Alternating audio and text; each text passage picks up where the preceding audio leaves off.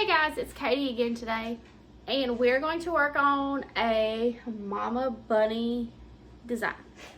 So it's after Easter, I'm well aware of that, but it's never too early to start thinking about next Easter. This is how a lot of embroidery businesses work. As soon as one season holiday is over, they're essentially working on the next one. Well, I don't have no big plans for Memorial Day, 4th of July, those holidays coming up, but since I have the design, might as well work on the design and see how it stitches out. So this design calls for two different colors. Today I'm just going to be using one embroidery color because I know what threads I would like to use for this design. But in order to save some time on this single needle machine, I'm just going to use one thread color and we're going to let it run. So keep watching and let's get to it. So I already have my design selected and its location placed on the screen on where I want it on my embroidery hoop. To make sure it's going to fit in the area that I'm looking for, we're going to hit trace. And I have the presser foot down so I'll see exactly kind of the outline of the actual design when it's all said and done.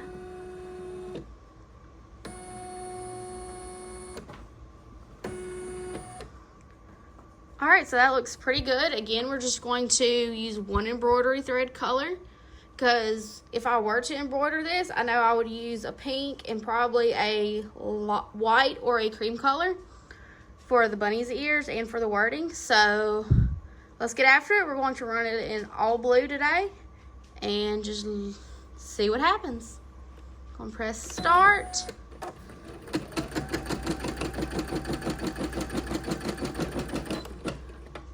Alright, so whenever my machine starts embroidering, I do have a little tail that sticks out from the back, a little piece of excess embroidery thread, so I'm just going to cut it off and let it go again, so that way saves me from cutting when there's a whole bunch of other stitches that's already there for me to fight around and work around.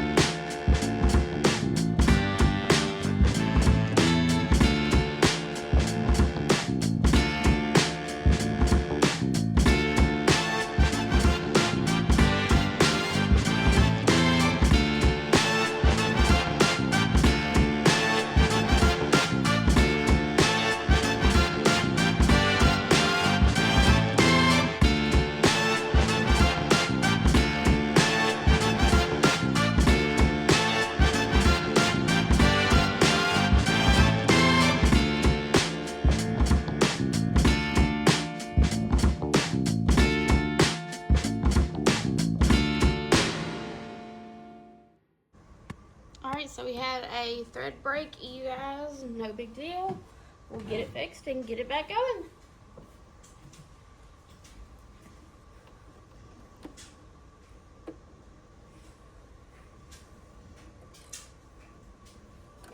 Bring our needle up. Let's see. There it is. It knotted up on us fairly bad, guys. Again, whenever this happens, I just pull what seems like an excessively large amount of thread through, just in case there's an issue with that length of thread. I mean, things like that can happen all the time with a lot of this thread being mass produced. So again, we're just going to pull it on through our thread keeper.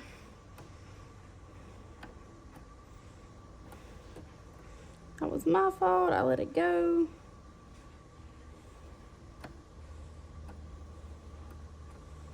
Okay, we are threaded through. And in order to fix what was messed up, we're going to back up some stitches. I think I backed up probably about 40 stitches.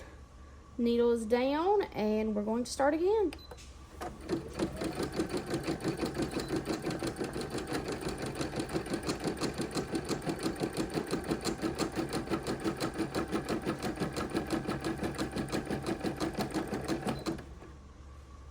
Alright, I have something going on because there we are.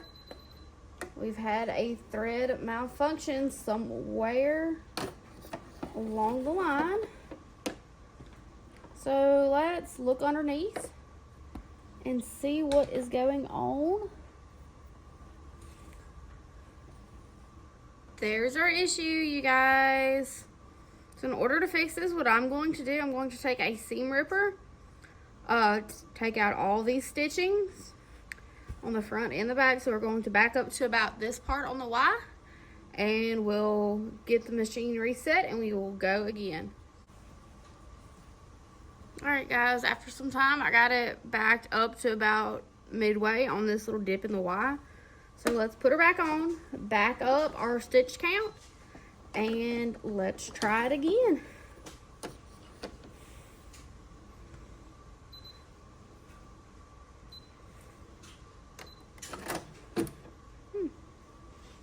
We also have to rethread our needle.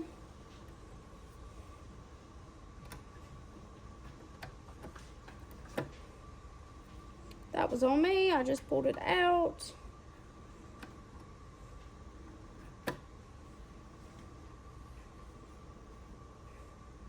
You probably could leave that tail there, but it bothers me to leave it there, so I just pull everything out. Throw that tail to the back. Ooh. That. Let's see where I can pull it through easier. It's not all knotty.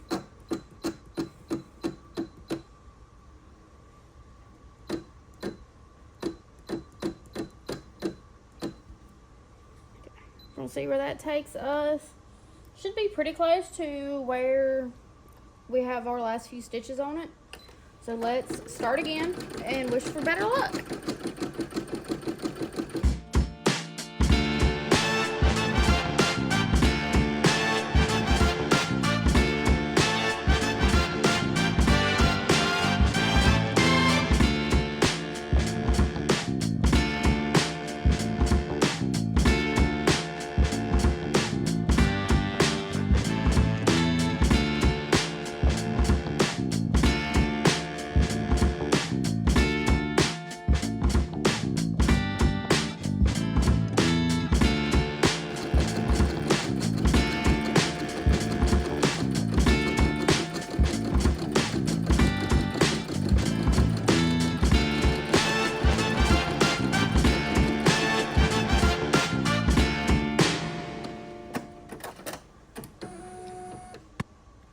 Alright you guys, now that it's through stitching out, I'm going to hop off for a second and get all this thread and stuff cleaned up, and we'll hop back on to view the final. Here is our final design. I still have a few loose threads and stuff here and there. So we're going to take a little bit lighter and we're just going to briskly drag it across the entire design. it'll take care of all those little loose threads that annoy us that we can't get out with our scissors. So best of luck. Remember, keep it moving. Otherwise, you will scorch your entire design, guys. Some areas you need to try to finagle a little more. Or for me, I have a seam ripper to try to make sure those threads are separated the best I can so I can clean up the most that I can. Same thing with it here, guys.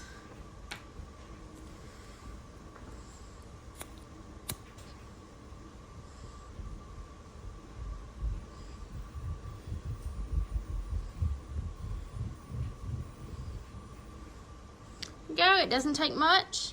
We have a very happy Mama Bunny design.